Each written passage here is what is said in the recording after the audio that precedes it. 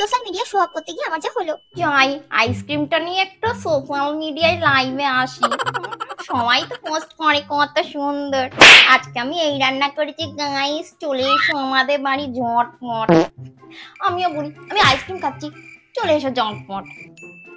3, 2, 1 live start. Hello guys, আমি চলে এসেছি। দেখো আমার হাতে এটা কি আছে বলো তো, গেস করো। তোমরাও ঝটপট চলে এসো আমাদের বাড়িতে। আমি আইসক্রিমটা নিয়ে বসেই আছি। আমি কিন্তু একা একা কখনো কোনো জিনিসই খাই না। আচ্ছা আমি একটা গান করছি, হ্যাঁ।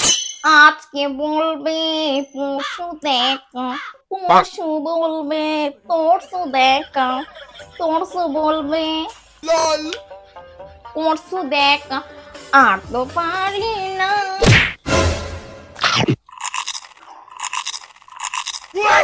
এই কি হলো, তুই আমার আইসক্রিমটা নিলি কেন?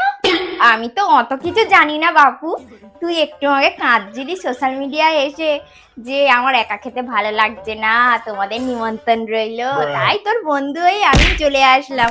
থ্যাংক ইউ রে, আমার পছন্দের আইসক্রিম। আর বেশি কিছু আশা করো না, টাটা। কেন যে সোশ্যাল মিডিয়ায় শো অফ করতে গেলাম।